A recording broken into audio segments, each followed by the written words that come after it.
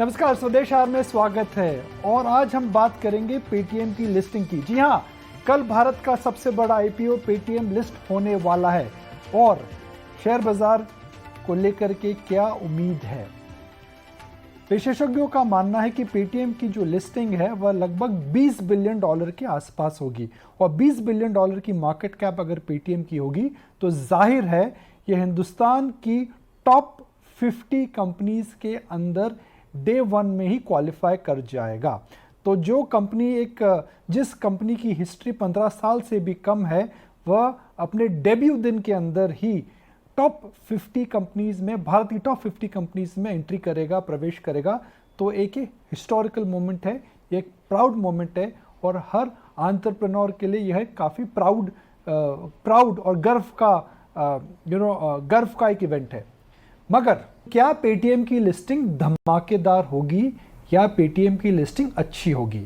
Policy बाजार की listing धमाकेदार हुई थी, जोमेटो की लिस्टिंग धमाकेदार हुई थी और हमने देखा था नायका ने तो एक प्रकार का इतिहास ही रच दिया था। तो विशेषज्ञों का ये मानना है कि पेटीएम की लिस्टिंग ठीक होगी मगर बहुत धमाकेदार नहीं होगी। ऐसा क्यों? सबसे पहले तो पेटीएम ने अपने प्रोस्पेक्टस में साफ लिखा है कि कंपनी को पता नहीं कि वो मुनाफा कब कमाएगी। तो इसको लेकर के जो निवेशक कैश फ्लोज और प्रॉफिटेबिलिटी पर नज़र रखते हैं, उन नंबर से मूल्यांकन करते हैं, उनको थोड़ी घबराहट ज़रूर हो रही है कि भाई क्या ये कंपनी हमेशा लॉस ही बनाती रहेगी। दूसरा प्रमुख कारण है जो पेटीएम का मेन रेवेन्यू आ रहा है, 70% रेवेन्यू जो आ रहा है वो ऑनलाइन वॉलेट से आता है, जिसके अंदर हम देख रहे हैं कि ऑनलाइन पेमेंट गेटवे का जो बिज़नेस है उसमें कंपटीशन बढ़ रहा है। पेटीएम की जो ग्रोथ उस बिज़नेस की आ रही है वो स्लो हो रही है और इस समय हालांकि इंडस्ट्री के अंदर नए नए प्लेयर्स आ रहे हैं। तो इसको लेकर के विशेषज्ञों का मानना है कि पेटीएम को और जल्दी डाइवर्सिफाई करना पड़ेगा। पेटीएम ने यह भी कहा है कि एक्विजिशन से जो उनको राशि मिलेगी उसका उपयोग वो न्यू कस्टमर एक्विजिशन और इनऑर्गेनिक ग्रोथ के लिए करेंगे। हालांकि पेटीएम ने अपना बिजनेस मॉडल काफ़ी इवॉल्व करा है। अब वह पेटीएम मॉल, पेटीएम बैंक और ब्रोकरेज और फाइनेंशियल प्रोडक्ट्स भी बेच रहे हैं। पर लोगों का यह मानना है कि जितने भी बिजनेस है काफ़ी कंपेरेटिव बिजनेस हैं और इन बिजनेस के अंदर हाइपर ग्रोथ शायद इतनी ईजी ना हो। और लोगों का यह भी मानना है कि पेटीएम बैंक एक फिनटेक इस समय पूर्ण तरीके से रेगुलेटेड नहीं है और आने वाले समय में इस सेक्टर को लेकर के काफ़ी रेगुलेशंस आ सकते हैं। मगर पेटीएम जो एक अननोन ब्रांड था अब एक अनफॉरगेटेबल ब्रांड हो चुका है। यह एक काफ़ी गर्व की बात है कि how an Indian entrepreneur with humble beginnings has managed to create a formidable franchise. It's a professionally managed company, even though it's a loss making company. यह भारत की ट्रू पोटेंशियल को दिखाता है कि भारत के स्टार्टअप इकोसिस्टम में क्या हो सकता है। ये आने वाला समय ही बताएगा कि पेटीएम किस तरीके से अपनी कंपनी को ग्रो करता है। क्या अभी भी वह कस्टमर एक्विजिशन और हाई ग्रोथ सेक्टर्स में फोकस करेंगे या वह ग्रोथ को धीमा करके अब प्रॉफिट की तरफ ज़्यादा फोकस करेंगे। कुछ विशेषज्ञों का ये मानना है कि क्योंकि इन कंपनीज का रेलेवेंस इतना इम्पॉर्टेंट है, इन द नियर टर्म हमें प्रॉफिट्स पे नज़र नहीं रखनी चाहिए। मगर कुछ विशेषज्ञों का यह भी मानना है कि अल्टीमेटली शेयर बाज़ार के अंदर अगर प्रॉफिट नहीं कमाएंगे तो आपका मूल्यांकन कैसे होगा। तो आने वाला समय ही बताएगा कि पेटीएम किस प्रकार की राह, किस प्रकार का रुख अपनाता है, high growth acquisition and diversified growth या concentrated growth where they would like to focus on increasing profitability and reducing their expenses. पर एक बात तो तय है कि पेटीएम कल हिस्ट्री बना रहा है, मगर क्या धमाकेदार लिस्टिंग होगी? विशेषज्ञों का मानना है कि शायद जोमेटो और पॉलिसी बाजार और नायका जैसी धमाकेदार लिस्टिंग ना हो, क्योंकि बिजनेस मॉडल इनका अलग है। अब इसी चर्चा को आगे ले चलते हैं और हमारे साथ इस चर्चा को आगे बढ़ाने के लिए कुछ खास विशेषज्ञ भी ज्वाइन कर रहे हैं। क्या कम सब्सक्रिप्शन को देख करके शेयर बाज़ार एक प्रकार का इंडिकेशन दे रहा है कि पेटीएम की लिस्टिंग कल धमाकेदार नहीं होगी? सबसे पहले नमस्ते, इस शो पे बुलाने के लिए आपका धन्यवाद। सो पेटीएम के केस में ऐसा चीज है कि ये जो आईपीओ था वो एक बहुत ही बड़ा आईपीओ था। इसका साइज था 18,300 करोड़। एंड अगर आप ये आईपीओ को दूसरे आईपीओ से कंपेयर करोगे तो उनका साइज था 300 करोड़, 400 करोड़, 500 करोड़।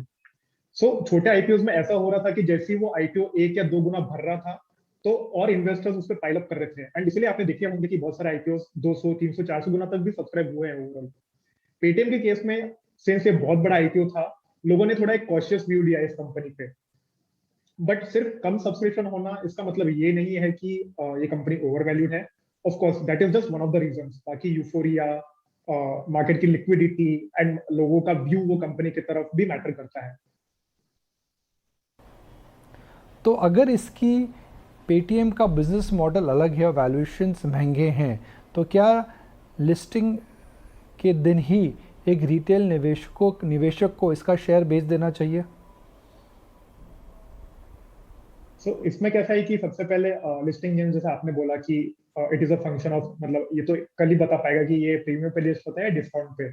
अगर आप एक लॉन्ग टर्म इन्वेस्टर है पेटीएम के तो ऑफ कोर्स सिर्फ एक दिन के स्टॉक परफॉर्मेंस के साथ आपको अपने डिसीजन नहीं लेना चाहिए। आप उस बिजनेस में इन्वेस्ट कर रहे हैं तो आप वो बिजनेस को ट्रैक कीजिए, वो कैसे परफॉर्म करता है। एंड बाकी शॉर्ट टर्म के लिए तो आई विल हैव, मतलब मेरा कोई व्यू नहीं रहेगा टू बी ऑनेस्ट। इशू जो है वो 18,000 करोड़ का है, कंपनी के पास 8,300 करोड़ ही आएंगे, तो बाकी पैसे कहाँ जा रहे हैं? और क्योंकि इसमें एग्जिस्टिंग इन्वेस्टर्स एग्जिट मार रहे हैं, तो क्या ये उम्मीद कर सकते हैं कि आने वाले समय के अंदर भी पेटीएम में जो इनिशियल इन्वेस्टर्स हैं, जो पी इन्वेस्टर्स हैं, जो स्टार्टअप इन्वेस्टर्स हैं, उनकी सप्लाई बरकरार रहेगी? कंपनी को सिर्फ 8,300 करोड़ मिल रहे हैं ये आईपीओ से। एंड बाकी अगर मैं बैलेंस शीट की बात करूँ कंपनी की लेटेस्ट, सो इनके पास 2,500 करोड़ का कैश, यानी कि 2,500 करोड़ का कैश है। एंड 2,500 करोड़ के अदर एसेट्स भी है। तो कंपनी के पास काफी कैश है। बट एक कांस्टेंट जो रहता है स्टार्टअप्स के साथ वो रहता है पिवट, यानी कि इनको अपना बिजनेस मॉडल कंटिन्यूसली चेंज करते रहना पड़ता है टू स्टे रिलेवेंट, राइट। अगर मैं 2009-10 से बात करूं पेटीएम की, तो स्टार्टिंग में ये एक मोबाइल वॉलेट यूटिलिटी पेमेंट की कंपनी थी। तब से लेके अभी तक उन्होंने बहुत पिवट्स किए हैं। आज ये इंश्योरेंस करती है, वेल्थ प्रोडक्ट्स करती है, ब्रोकिंग करती है, बैंक, स्मॉल पेमेंट्स बैंक भी है पेटीएम इनफैक्ट, राइट। एंड काफी कुछ करती है इसके अंदर, मतलब मर्चेंट्स को एक्वायर करती है, पेमेंट गेटवे है, बाय नाउ पे लेटर है। आज की तारीख में हमें बैठ के ये एस्टिमेट करना बहुत मुश्किल है, क्योंकि हमें एक्चुअली पता नहीं कि मैनेजमेंट के माइंड में क्या चल रहा है। एंड हमें ये भी नहीं पता कि कौन सी टेक्नोलॉजी कब आके ये वर्ल्ड को डिसरप्ट कर जाए। फॉर एग्जाम्पल, पहले हम लोग वॉलेट्स काफी यूज करते थे, हम लोग एनईएफटी आईएमपीएस यूज करते थे काफी। बट देन यूपीआई आ गया एंड आज आप देखिए 5 साल में यूपीआई में मंथली ट्रांजेक्शन 1 लाख करोड़ के ज्यादा हिट कर रहे हैं। टेक्नोलॉजी के साथ बड़ा थ्रेट है कि टेक्नोलॉजी का सबसे बड़ा थ्रेट है कि टेक्नोलॉजी है। क्या कौन सी चीज डिसरप्ट कर जाए वो हमको पता नहीं है। At the current juncture definitely yes, जो पेटीएम के पास कैश आएगा या आईपीओ से एंड जो रहा है ऑलरेडी, वो काफी कंफर्टेबल है, so that they can sustain their corporate purposes. And अगर उनको उनको चाहिए तो एक कंपनी को भी एक्वायर कर सकते हैं कंफर्टेबली। तो आपको क्या लगता है पेटीएम किस राह पे चलेगा? घाटा कम करेगा, या जो उनको 8,300 करोड़ रुपए इस आईपीओ से आ रहे हैं वह पैसा वो हाइपर ग्रोथ में डालेंगे और कंपनियां एक्वायर करेंगे और वह एक्विजिशंस करेंगे? मैं ये कहना चाहूंगा कि ये काफी आई मीन फिलोसॉफिकल क्वेश्चन है, क्योंकि देखिए मतलब अगर हम अमेजोन की बात करें तो उन्हें काफी साल लग गए थे प्रॉफिटेबल होने में। एंड जब लोगों ने उसमें इन्वेस्ट किया तो as a book company invest किया, not as a store of the whole world, मतलब जहाँ पे सब कुछ बेचा जाता है, राइट। पेटीएम के साथ कैसा है कि जिन लोगों को अलॉटमेंट मिला है तो ऑफकोर्स उन लोगों ने अपना ऑलरेडी माइंड बना लिया है। वो लोग इन्वेस्टर्स है आज कंपनी में। बाकी जिन लोग को लेना है कंपनी में निवेश करना है उनके लिए तो मेरा व्यू यही है कि हमारे लिए ये कंपनी एक वेट एंड वॉच रहेगी, क्योंकि पेटीएम के सारे जो भी सेक्शंस है, जो भी सेगमेंट्स है जहाँ पे वो ऑपरेट करती है, वहां पे ये काफी कंपटीशन फेस करती है।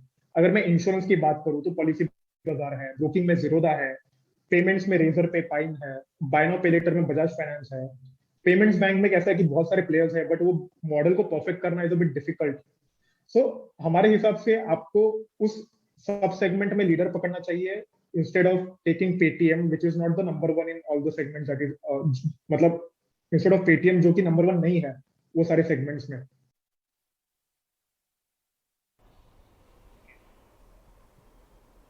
चलिए, तो यहाँ पर निकुंज, आप एक्सक्लूसिव बातचीत और तमाम लिस्टिंग की डिटेल्स दे तो रहे हैं, लेकिन कल पेटीएम के आईपीओ की लिस्टिंग होगी और आपने ही कुछ दिनों पहले पेटीएम के एमडी और सीईओ विजय शेखर शर्मा और साथ ही मधुर देवराज से बात भी की थी. उस बातचीत के कुछ अहम अंश सुन लेते हैं.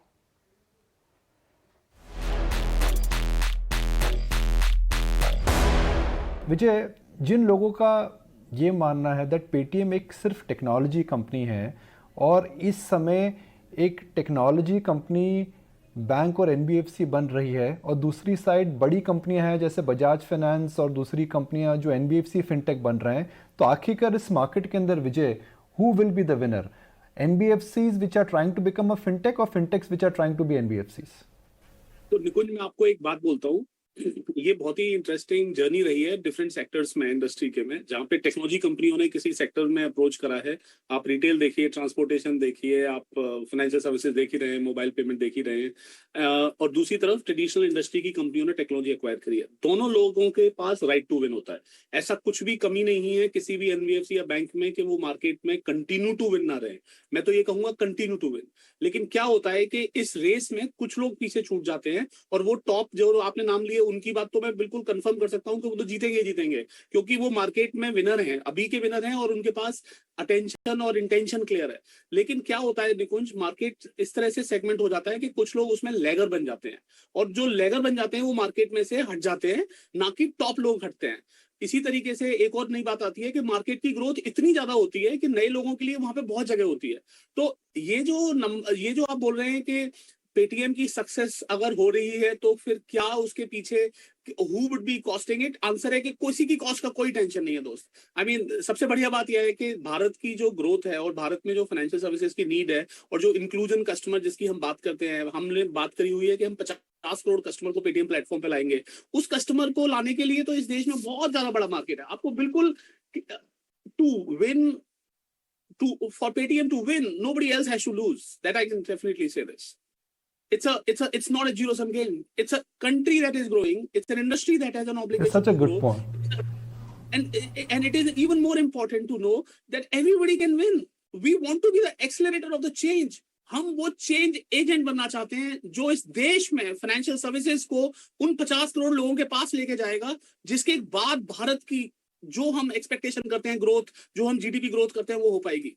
We are not here to say that this NBFC or this bank is not going to be successful. We are here to say that India will be successful, and it will be because the formal financial services have reached to the nook and corner of the country, and that is mission of Paytm. And Nikunj, I can tell you one thing only. अगर हम inspiration बने सबको बदलने के, तो हम successful हैं. विजय, आप ऑलरेडी बहुत लोगों के लिए इंस्पिरेशन है, पर एक फाइनल सवाल विजय आपसे, एक शेयर होल्डर को आप क्या समय प्रॉमिस करेंगे? ग्रोथ या प्रॉफिट्स या दोनों? आने वाले समय में पेटीएम से आपके शेयर होल्डर्स या फिर जो आपके आईपीओ में अप्लाई करना चाहते हैं उनको क्या उम्मीद रखनी चाहिए? निकुंज, मैं जब अपने institutional share holder, private equity share holders के पास मिलने गया था, तो मैंने उन्हें क्या प्रॉमिस किया था मैं वो बता सकता हूँ. और मैंने उन्हें बोला था, भारत एक देश है जिसमें यंग डेमोक्रेसी है, और वहां पे कस्टमर अब स्मार्टफोन को यूज करके फाइनेंशियल सर्विस एक्सेस करेगा. अगर आप बिलीव करते हैं कि भारत एक अपने आप में विश्व शक्ति बनेगा, अगर भारत अपने आप में एक फाइनेंशियल सर्विसेज, फाइनेंशियल मार्केट का बड़ा प्लेयर बनेगा और बड़ी इकोनॉमी बनेगी, तो ये होना ऑब्लिगेटरी है कि किसी व्यक्ति को इस कंट्री में टेक्नोलॉजी के द्वारा हमारी जो फाइनेंशियल सर्विसेज हैं, बैंकिंग है, क्रेडिट है, इंश्योरेंस है, पेमेंट्स है, इनको देश के कोने कोने में पहुंचाना होगा. और मेरा मिशन वो है. मुझे नहीं पता कि हम कितने पैसे बनाएंगे और कितना प्रॉफिट कमाएंगे, मुझे ये जरूर मालूम है हम भारत का भविष्य जरूर चेंज कर देंगे.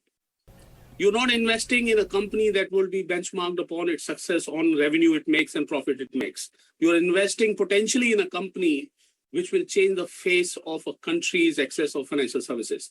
We are here as a change agent. We are not here as a money bags.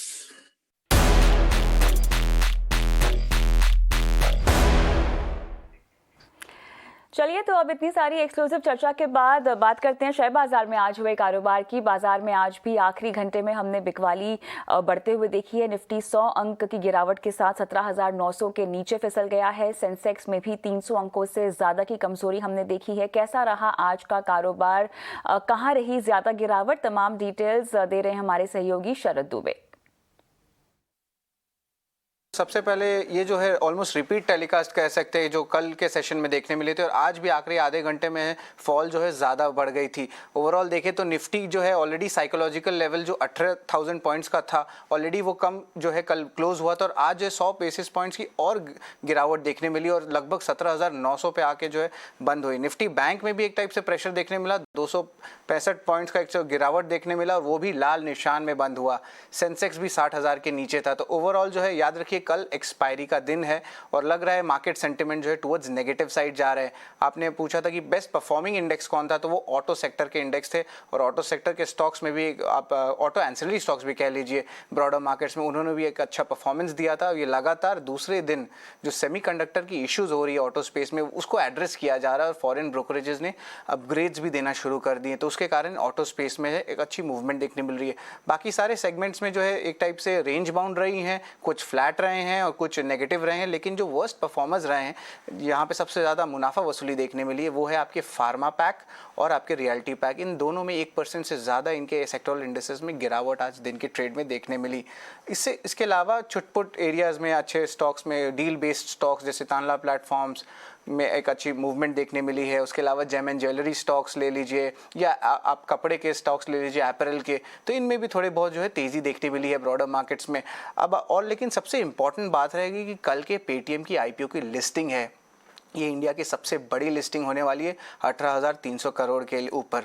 अब फोकस आते हैं स्टॉक्स पे, तो स्टॉक्स में हम लोग बात करेंगे निफ्टी गेनर्स की। तो सबसे पहले one of the top gainers है आपका एसबीआई लाइफ इंश्योरेंस रहेगा और इनमें भी एक अच्छी बढ़त देखने मिली है लगभग 3% का। और उसके अलावा एशियन पेंट्स में जो खबर आई थी कि प्राइस हाइक्स हो सकते हैं लगभग 4 से लेकर 6% जो है रिपोर्ट्स कह रहे हैं, उस पर जो है उसके कारण भी एक टाइप से रिवर्सल देख सकते हैं। उसके अलावा ऑफकोर्स मारुति सुजुकी और टाटा मोटर्स जो ऑटो शेयर्स हैं उनमें भी तेजी दिखने मिली। निफ्टी लूजर्स की बात करें तो हल्की मुनाफा वसूली देखने मिली है आपको यूपीएल में और रिलायंस जिनका कंट्रीब्यूशन सबसे ज़्यादा है वो भी एक्चुअली इंडेक्स को ड्रैग किए हैं, लगभग 2% का जो है प्रेशर देखने मिला है। उसके अलावा ब्रिटानिया और सिप्ला जो रॉ मटेरियल कंपनी बेस्ड हैं जिनमें कमोडिटी इन्फ्लेशन लगता है उस पर जो है हम देख पा रहे हैं कि आज भी दबाव देखने मिल रहा है। अब ब्रॉडर मार्केट्स की भी बात कर लेते हैं तो मिड कैप गेनर्स में specially mid cap IT space में बहुत एक अच्छा मोमेंटम देखने मिला था। आप एल&टी टेक सर्विसेज ले लीजिए या टाटा कम्युनिकेशंस ले लीजिए, इनमें भी एक अच्छी जो है मूवमेंट देखने मिली, लगभग 3 से लेकर 5% तक का ग्रोथ देखने मिला।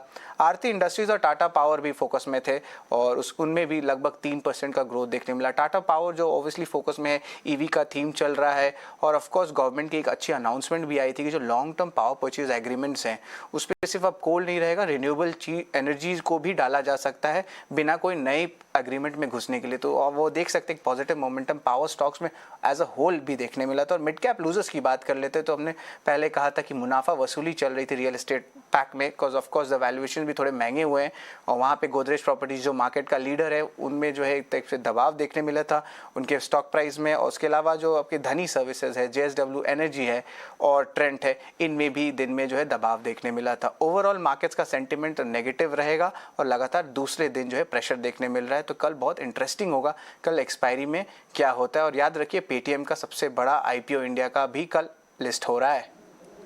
चलिए, शुक्रिया इस पूरे मार्केट राउंड अप के लिए शरद। तो ये तो मार्केट का पूरा हाल हुआ है, लेकिन हमारे प्रबंध संपादक निकुंज डालमिया भी हमारे साथ जुड़े हुए हैं। निकुंज, ये बताएं कि अब बाजार को लेकर आपकी नज़र कहां पर है? शेयर बाजार में हम देख रहे हैं जो रोटेशन रैली जिसकी हम कई दिनों से बात कर रहे हैं एक प्रकार से और प्रोमिनेंट हो रही है। ऑटो स्टॉक्स के अंदर एक प्रकार का कॉन्ट्रेरियन बाइंग पैटर्न इस समय विजिबल है और कमोडिटी स्टॉक्स जो एक प्रकार के कॉन्सेंट्रेटेड और एक प्रकार के मोमेंटम बेट हो चुके थे उनके अंदर हम देख रहे हैं रिवर्सल आ रहा है। ग्लोबली कमोडिटी प्राइसेस में गिरावट आई है तो जाहिर है शेयर बाज़ार में विशेषज्ञों का ये मानना है कि कमोडिटी प्रोड्यूसर्स से निकलिए और कमोडिटी प्रोड्यूसर्स में इस समय निवेश करिए।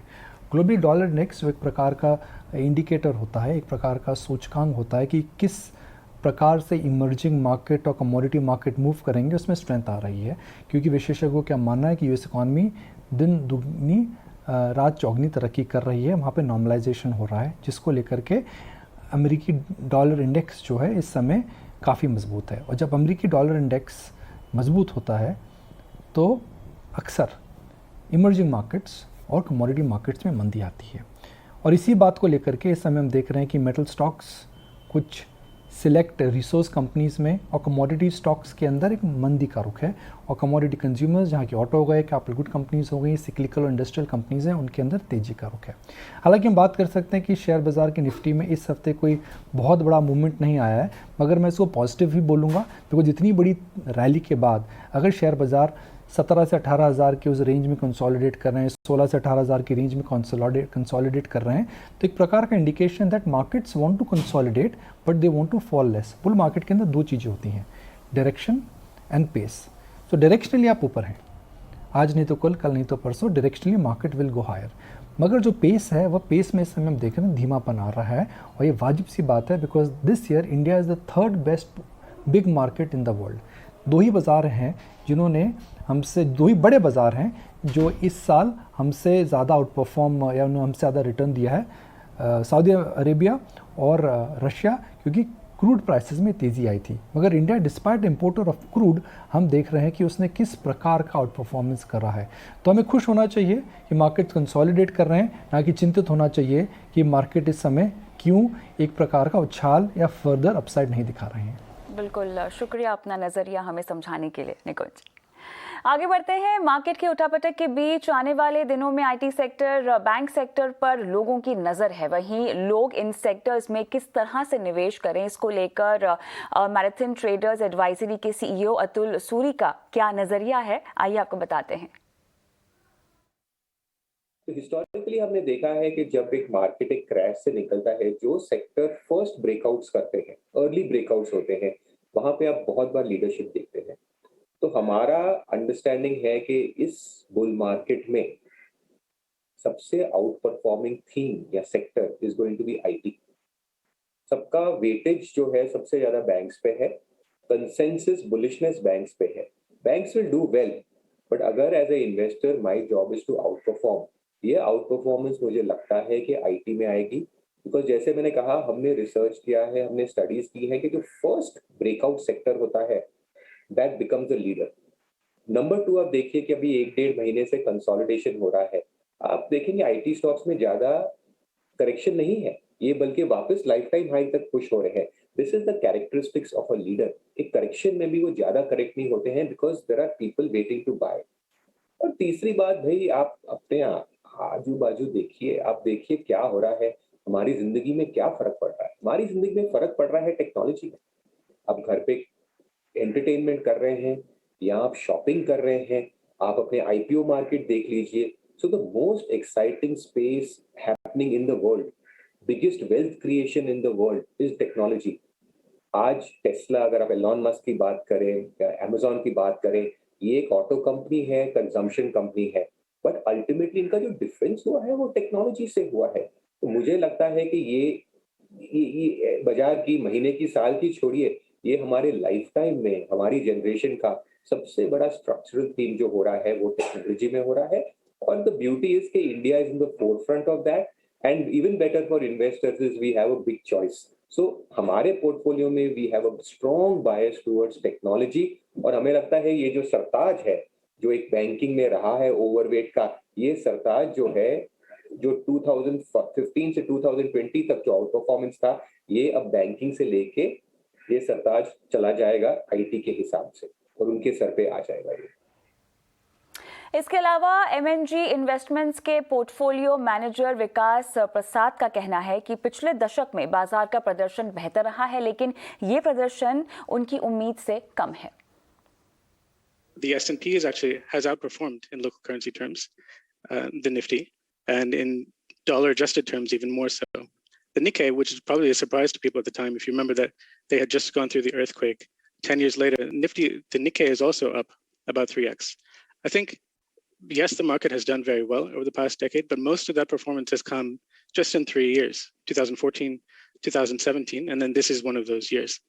So relative to the expectations from about a decade ago, I would say, yes, the Indian market has done very well, but it probably has undershot the expectations I had at the time. That's not a cause for dismay. I think that's a great thing because we are allocating capital to these markets today. And when we focus on the next 10 years, it just means that there are more returns in store for the Indian market.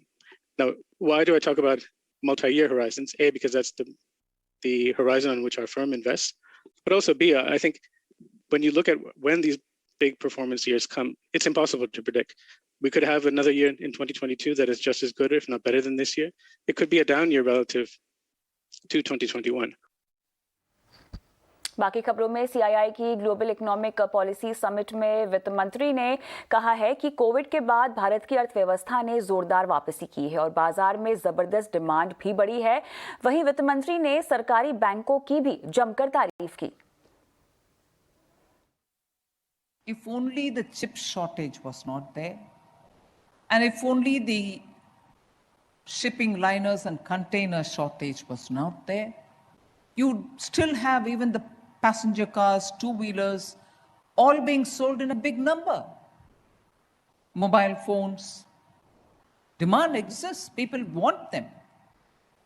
But for something which is completely extraneous, nothing to do with Government of India, you saw that those were the areas in which manufacturers could not capitalize on this so-called revenge shopping. So the demand side of it is now able to completely manifest itself. I remember people telling us, oh no, you've not done anything on the demand side. It's all right, you're doing so much for the supply side. And I've always held it as a principle that the compartments in which we would want to put demand side and supply side are fantastic when you're in a classroom situation where you're teaching students as to what constitutes supply side in an economy and what constitutes the demand side. But in the real economy, there's no watertight compartmentalization like that. Things do flow from one to another. The banking sector has remarkably turned around. They are no more the laggards of the Indian economy. The NPAs have been drastically brought down.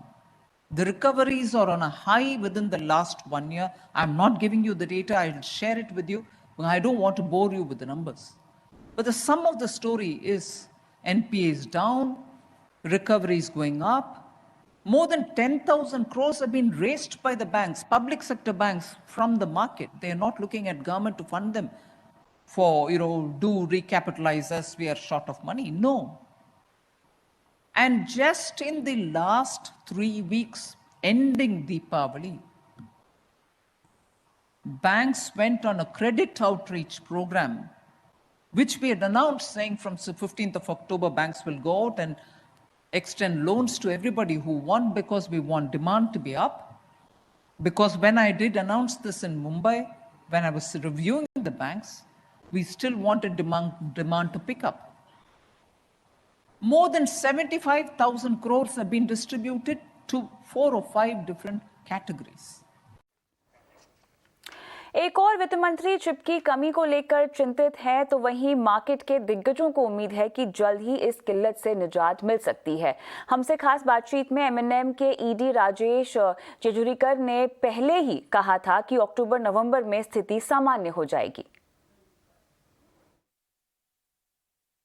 We believe that the Q2 was really bad. I mean, it was as bad as it can get. And, just to bring it alive for you, all of that disruption was caused by a $3 chip, which was made in Malaysia. And it is a very basic commodity kind of chip. But because Malaysia went into a major lockdown for almost 3 to 4 weeks, plants were completely shut, the semiconductor plants. You saw this kind of a shortage, which was completely unanticipated. And very hopefully something is not going to repeat itself again. We are seeing some kind of normalcy come back October, November, and hopefully we will come back to levels at least at which we were before the Q2 got as bad as it was. Fortunately for us, demand is very strong, and we are doing everything to ramp up and leverage the full opportunity that we are seeing on the auto demand side. Really, it's an inflation-led economy. We've tried to take aggressive price increases, but it is an inflation-led economy at this point of time. Our learning out of the commodity inflation cycle in the past has been that significant inflation of commodities does correct itself in the next cycle. And we would expect that in the next 3-year cycle, I'm talking a little long term at the moment, there would be a correction downward and things would equalize. And, when that happens, it makes things much easier from a margin and profit performance management than it is when you see this kind of inflation. But we've taken all the actions that we can, very strong control on costs, and we've taken price increases pretty aggressively. दूसरी खबरों में Religare enterprises कर्ज कम करने की दिशा में तेजी से कदम उठा रही है और कंपनी की एग्जीक्यूटिव चेयरपर्सन रश्मि सलूजा ने ईटी नाउ से एक्सक्लूसिव बातचीत में बताया कि डेट रीस्ट्रक्चरिंग को लेकर बैंकों के साथ बातचीत काफी आगे बढ़ चुकी है। उन्होंने हमारे साथ कर्ज कम करने की अपनी हमने ये भी देखा है कि कुछ यूके बेस्ड बड़े फंड्स जो हैं उस समय उनकी एपेटाइट पूरी नहीं हुई थी जब आपने प्रेफ इशू किया था, और हमें जानकारी है कि बहुत सारे लोग काफ़ी ज़्यादा डिमांड कर रहे थे बट आपको ज़रूरत नहीं थी, तो आपने एक लिमिटेड विंडो रखी थी। वो लोग बाजार से खरीद रहे हैं। इनफैक्ट प्लूटस फंड का नाम आ रहा है हमारे पास, जिनका थ्रेशोल्ड अब 5% शेयर होल्डिंग क्रॉस कर रहा है, उनको रेगुलेटर से नॉट भी लेना है। तो ये सब जो रुझान आ रहा है अच्छे बड़े इन्वेस्टर्स का, आई एम श्योर ये इसलिए आ रहा है कि बात आगे बढ़ रही है। तो सबसे पहले आप हमसे ये बताइए कि डेट रेजोल्यूशन का स्टेटस क्या है, किस स्टेज पर हम हैं, और हम दूसरे फैक्टर्स पर भी बात करेंगे। Hello Ajay, good to see you, good to talk to you again. And as always, I say that talking to you is more luck to us. बहुत शुक्रिया। And also very assuring that the right information goes unfiltered to public also. So that's a good idea to talk. Ajay, yes, when I last spoke with you, we were almost trying to come to a consensus on the debt restructuring with the bankers. And so we were today we are sitting in the time when we have by and large closed all the open points in the debt restructuring, and we are moving ahead. And probably very, very soon, much sooner than I can actually explain things, that we will be through with the debt restructuring plan as well for RFL.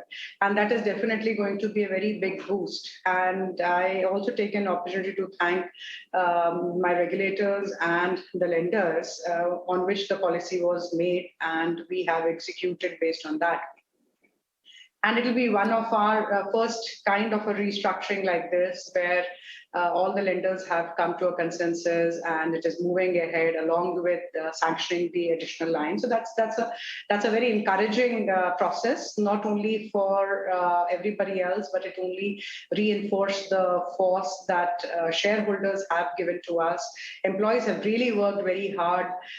We have been busy collecting, recovering, paying to the banks. All that process is on, and that has really come up in a big way in boosting our confidence with the lenders.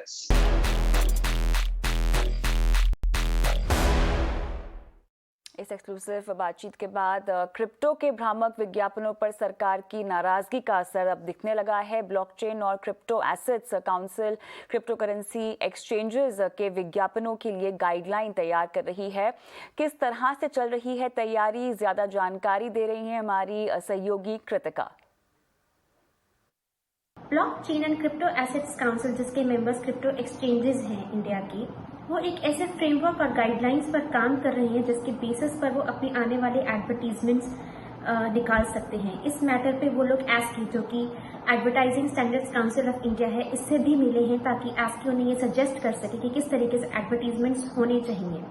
Government ने अभी recently कहा था कि बहुत सारे advertisements जो कि crypto exchanges निकालते हैं, ये प्रॉमिस करते हुए कि जो भी इन्वेस्ट करेगा उसको सुपर हाई प्रॉफिट्स मिलेंगे, वाइल्ड रिटर्न मिलेगा। तो ऐसे एडवर्टीजमेंट्स मिसलीडिंग हो सकते हैं यूथ के लिए, क्योंकि अभी पॉपुलेशन के पास इतना एक्सपर्टीज और एजुकेशन नहीं है क्रिप्टो करेंसी में इन्वेस्ट करने के लिए।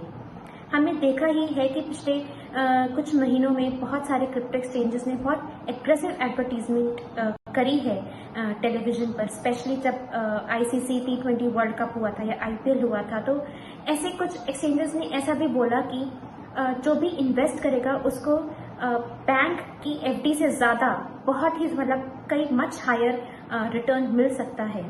तो इसके चलते हुए वजीर एक्स के फाउंडर निश्चल शेट्टी वो कहते हैं कि उन्होंने कुछ महीनों पहले ये स्टेप लिया था, ये डिसाइड किया था कि वो लोग एडवर्टीजमेंट नहीं करेंगे ऐसा टीवी और प्रिंट में, और अभी इस चीज़ की बहुत ज़रूरत है कि वो मासेस को, वो लोगों को ये एजुकेशन देके क्रिप्टो करेंसी में कैसे इन्वेस्ट करना है, क्रिप्टो करेंसी है क्या आखिर।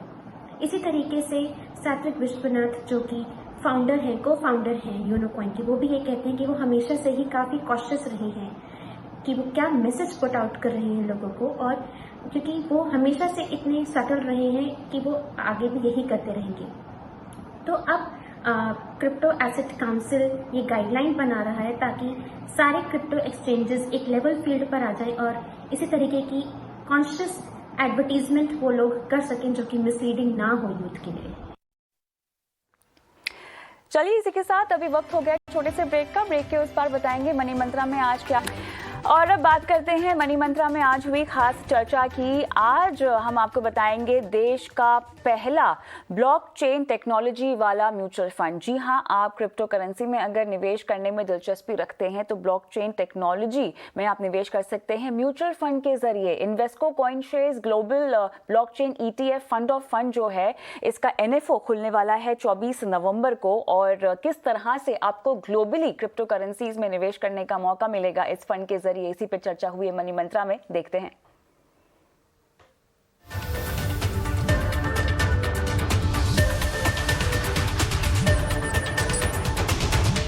आज हम फोकस करने वाले हैं बहुत ही दिलचस्प मुद्दे पर। जी हां, कैसे म्यूचुअल फंड के जरिए आप क्रिप्टो बाजार में निवेश कर सकते हैं। हम देख रहे हैं जिस तरह से क्रिप्टो करेंसी का जो रुझान है, दिलचस्पी है, जो क्रेज है देश में बढ़ता हुआ दिखाई दे रहा है।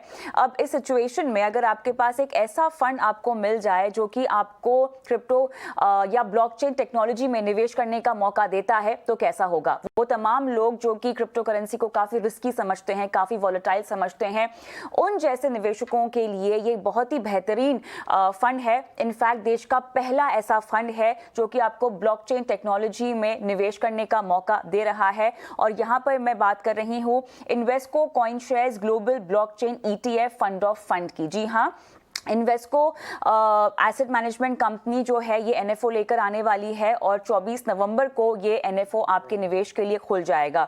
तमाम बारीकियां समझेंगे हमारे आज के मेहमान से। हमारे साथ अब जुड़ गए हैं आनंद राठी प्राइवेट वेल्थ के डिप्टी CEO फिरोज अजीज। फिरोज, गुड इवनिंग, स्वागत है आपका। जैसा कि आपने सुना, देश का पहला ऐसा म्यूचुअल फंड जो कि आपको ब्लॉकचेन टेक्नोलॉजी में निवेश करने का मौका दे रहा है।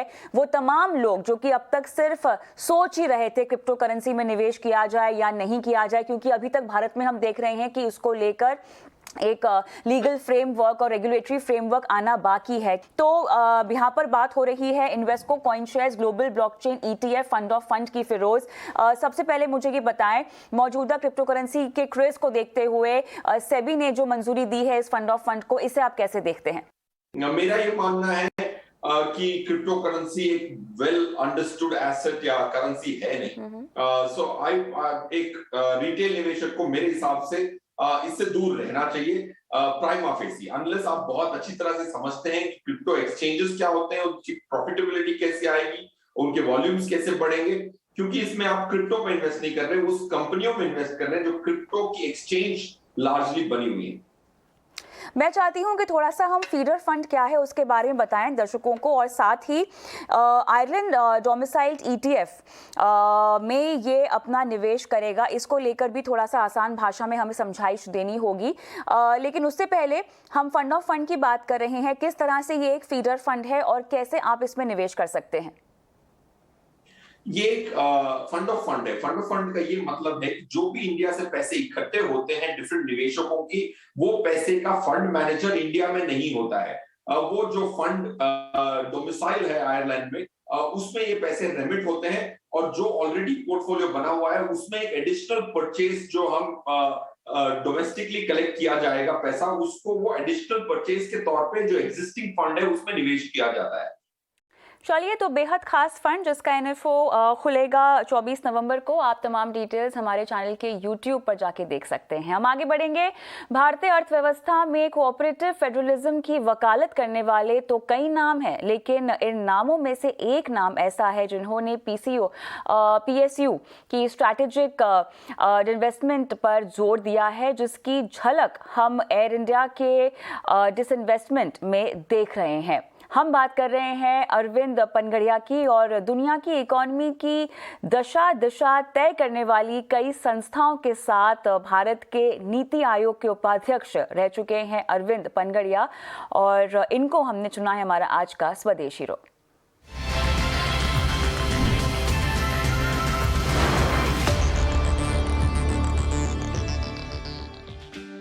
वर्ल्ड बैंक, IMF, WTO और एशियाई विकास बैंक दुनिया की इकोनॉमी की दशा दिशा तय करने वाली बड़ी संस्थाओं में कई महत्वपूर्ण जिम्मेदारियां, 15 से ज्यादा किताबें लिखने का अनुभव, कोलंबिया विश्वविद्यालय में इकोनॉमिक्स के प्रोफेसर। अनुभव और जिम्मेदारियों की फहरिस्त काफी लंबी है। हम बात कर रहे हैं जाने माने अर्थशास्त्री अरविंद पनगड़िया की। जब भारत में योजना आयोग ने नीति आयोग की शक्ल ली तो अरविंद पनगड़िया उसके पहले वाइस चेयरमैन बने। पद्म भूषण से सम्मानित अरविंद पनगड़िया को हमने चुना है अपना स्वदेश हीरो। अर्थशास्त्र की दुनिया का एक जाना माना नाम बन चुके अरविंद पनगड़िया के करियर में एक अहम मुकाम तब आया जब कोलंबिया यूनिवर्सिटी से ब्रेक लेकर उन्होंने 2015 में नीति आयोग के उपाध्यक्ष का पद संभाला। मोदी सरकार ने बदलाव की मुहिम का दारोमदार नीति आयोग को सौंपा था। कोऑपरेटिव फेडरलिज्म की वकालत करने के साथ साथ उन्होंने डिजिटाइजेशन ड्राइव को आगे बढ़ाया। GST को कानून की शक्ल देने में अरविंद पनगड़िया का भी योगदान रहा। वहीं PSUs के स्ट्रैटेजिक डिसइन्वेस्टमेंट पर जोर दिया, जिसके तहत आज एयर इंडिया के बाद BPCL, BEML, पवन हंस और SCI जैसे PSUs के डिसइन्वेस्टमेंट की प्रक्रिया चल रही है। अरविंद पनगड़िया का ताल्लुक राजस्थान से रहा है। सितंबर 1952 में जन्मे पनगड़िया ने 70 के दशक में राजस्थान विश्वविद्यालय से अर्थशास्त्र में BA और MA किया। इसके बाद वो उच्च शिक्षा के लिए अमेरिका चले गए। उन्होंने प्रिंसटन यूनिवर्सिटी से इकोनॉमिक्स में PhD की। उन्होंने राजस्थान यूनिवर्सिटी में बतौर लेक्चरर करीब 1 साल तक अपनी सेवाएं दी। बाद में वो अमेरिका चले गए और मैरीलैंड यूनिवर्सिटी में कई साल तक अर्थशास्त्र पढ़ाया। अध्यापन से ब्रेक लेकर वो वर्ल्ड बैंक से भी जुड़े, जहां उन्होंने सीनियर इकोनॉमिस्ट के तौर पर काम किया। वो एशियन डेवलपमेंट बैंक के चीफ इकोनॉमिस्ट भी रह चुके हैं। इसके साथ ही वो वर्ल्ड बैंक, IMF और WTO के साथ साथ व्यापार और विकास पर संयुक्त राष्ट्र सम्मेलन के लिए भी काम कर चुके हैं। आर्थिक सुधारों की वकालत करने वाले अरविंद पनगड़िया ने राजस्थान में वसुंधरा राजे की सरकार में आर्थिक सलाहकार समिति के उपाध्यक्ष का काम भी संभाला। राजस्थान में हुए श्रम सुधारों में उनकी अहम भूमिका मानी जाती है। 15 से ज्यादा किताबें लिख चुके पनगड़िया की किताब India the emerging giant top pick के तौर पर लिस्ट हो चुकी है। देश के तीसरे सबसे बड़े नागरिक सम्मान पद्म भूषण से सम्मानित पनगड़िया एक बार फिर कोलंबिया यूनिवर्सिटी से जुड़ चुके हैं। पढ़ाने के साथ साथ वो देश दुनिया की अर्थव्यवस्था पर अपने विचारों को रखते हैं। तो आज के स्वदेश हीरो अरविंद पनगड़िया हमारे साथ जुड़े, उनसे बात की ET नाउ की सीनियर एडिटर तमन्ना इनामदार ने। और भारतीय अर्थव्यवस्था को लेकर अरविंद पनगड़िया काफी बुलिश भी हैं। उनके मुताबिक मुश्किल दिन गुजर चुके हैं, अच्छे दिन आ रहे हैं। आइए सुनते हैं खास बातचीत। भारतीय अर्थव्यवस्था की हालत काफ़ी सुधर गई है। कोविड के दूसरे वेव के बाद डिमांड अच्छी हो गई है और आगे चलते रिकवरी भी देखी जा रही है। किस जगह पर इस वक्त हम खड़े हैं, ये जानने के लिए, ये समझने के लिए आज हमारे साथ है अरविंद पनगड़िया। वो नीति आयोग के पूर्व वाइस चेयरमैन हैं और इस वक्त कोलंबिया यूनिवर्सिटी में प्रोफेसर ऑफ इकोनॉमिक्स हैं। पनगड़िया जी, बहुत बहुत शुक्रिया हमारे साथ ET नाउ स्वदेश पर जुड़ने के लिए। और सबसे पहले आपकी राय जानना चाहते हैं कि इस वक्त भारतीय अर्थव्यवस्था में जो रिकवरी आई है, सुधार आया है, क्या आपको लगता है ये अब चलती जाएगी, सस्टेन हो पाएगी? धन्यवाद तमन्ना, मुझे गेस्ट के रूप में लाने के लिए ET स्वदेश पर। मैं समझता हूं कि अब जो मुश्किल समय था हमारा, शायद अब हमारे पीछे है और आगे जो है अच्छे दिन आ रहे हैं। तो क्योंकि सभी जो इंडिकेटर्स इस वक्त हमें मिल पा रहे हैं, चाहे हम एक्सपोर्ट्स को देखें, चाहे टैक्स रेवेन्यूज को देखें, डिमांड को देखें, सभी कुछ का जो संकेत है वो तेजी से बढ़ती हुई अर्थव्यवस्था की तरफ है। सप्लाई चेन्स जिनको हम कहते हैं वो बहुत डिसरप्ट हो गई थी, तो सप्लाई साइड पे बहुत सारे बॉटलनेक्स हैं और अब कोविड के ख़त्म या काफ़ी कुछ कंट्रोल में आ जाने की वजह से डिमांड एकदम से बहुत तेज़ी से बढ़ी है। तो इसकी वजह से जो है ये मुद्रास्फीति या इन्फ्लेशन तेज हुआ है। यही स्थिति हमारे भारत में भी है। और फिर ऑयल की जो है क्रूड ऑयल की कीमतें भी बहुत ज़्यादा बढ़ी, तो उसकी वजह से भी इन्फ्लेशन में बढ़ोतरी आई है।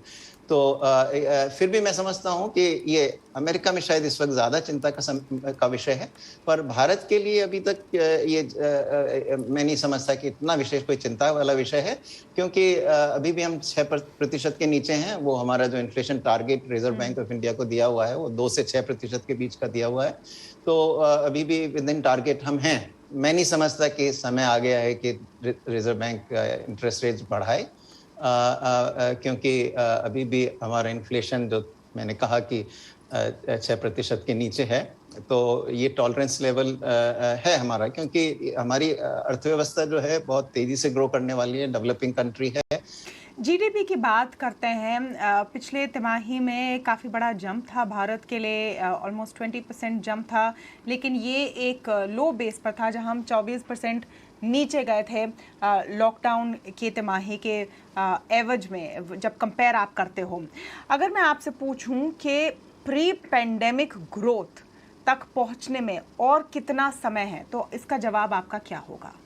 हाँ, तो इसमें 2 हिस्से में हमें जवाब लेना चाहिए कि एक तो प्री पेंडेमिक जीडीपी पर कब पहुंच जाते हैं हम। तो ये आपका कहना सही है कि 20% जो ग्रोथ हुई वो 24% गिरावट के बाद आई उसी तिमाही में पिछले साल। तो इस तिमाही में जो लेटेस्ट तिमाही के जो हमारे पास डेटा हैं अब तक, उसमें हम प्री पेंडेमिक जीडीपी लेवल पर नहीं आए थे, लेकिन वो तिमाही जो है वो सेकेंड वेव वाली तिमाही थी। अगर आपको ध्यान हो तो इसमें हमारी सेकेंड वेव आई थी बहुत तेजी से, और इतनी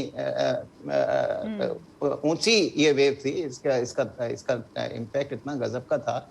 उसके बावजूद भी हम जो है ऑलमोस्ट प्री पेंडेमिक जीडीपी पर आ गए थे। आई थिंक जीडीपी के लेवल का जहां तक सवाल है वो इस अगली तिमाही में, अब जब अगले तिमाही के डेटा जब आएंगे तो हम देखेंगे कि जीडीपी ग्रोथ तो जरूर वहां पे आ जाएगी। अब सवाल उठता है कि लॉन्ग टर्म में हम प्री पेंडेमिक ग्रोथ रेट पर कब आ जाएंगे। तो वो भी मैं समझता हूँ कि बहुत जल्दी आ जाएंगे, क्योंकि इस साल की ग्रोथ रेट तो खैर क्योंकि पिछला साल बहुत लो ग्रोथ का था, बल्कि हमारा जीडीपी 7% गिरा था, तो इस साल फिर भी 10% ग्रोथ हमारी आराम से हो जाएगी।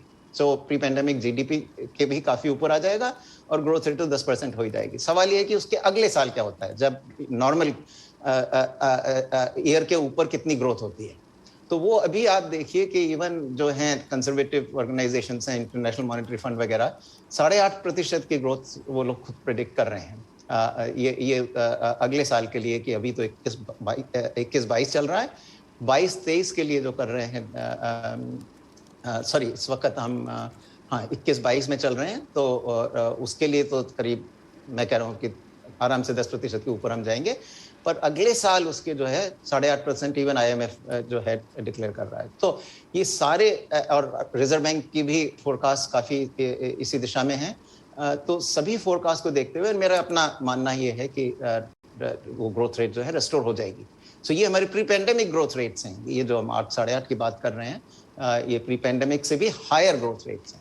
सो मैं समझता हूँ कि अगर बस सबसे बड़ी बात यह है कि हम कॉशियस रहें, एक थर्ड वेव ऑफ कोविड ना आने दें, क्योंकि इसकी ये बहुत ज़रूरी है कि हम मास्क वगैरह पहने, थर्ड वेव को निश्चित रूप से रोकें, तो मैं समझता हूँ कि प्री पेंडेमिक ग्रोथ रेट भी वापस लौट जाएगी।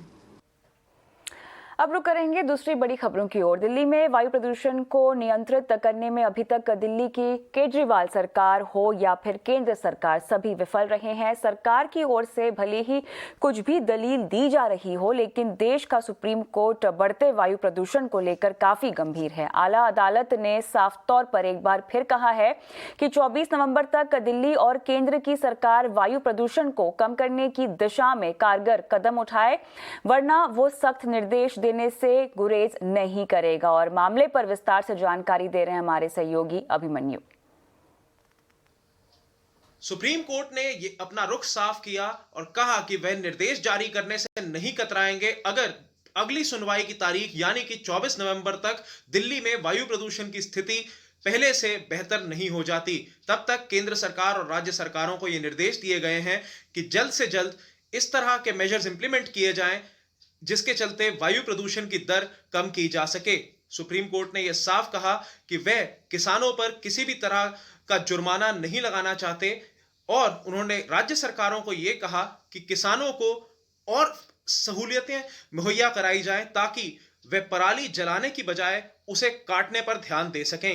दिल्ली सरकार ने यह कहा कि हालांकि केंद्र सरकार के हलफनामे में पराली जलाने को केवल 35 से 40% जिम्मेदार ठहराया जा रहा था वायु प्रदूषण के लिए, लेकिन सफर की एक और स्टडी के तहत 58% स्टबल बर्निंग का कंट्रीब्यूशन है वायु प्रदूषण में। इसके चलते दिल्ली सरकार ने एक और स्टडी भी शुरू करवाई है जो इस वक्त IIT कानपुर द्वारा की जा रही है। हालांकि उसका रिजल्ट अभी तक नहीं आया है।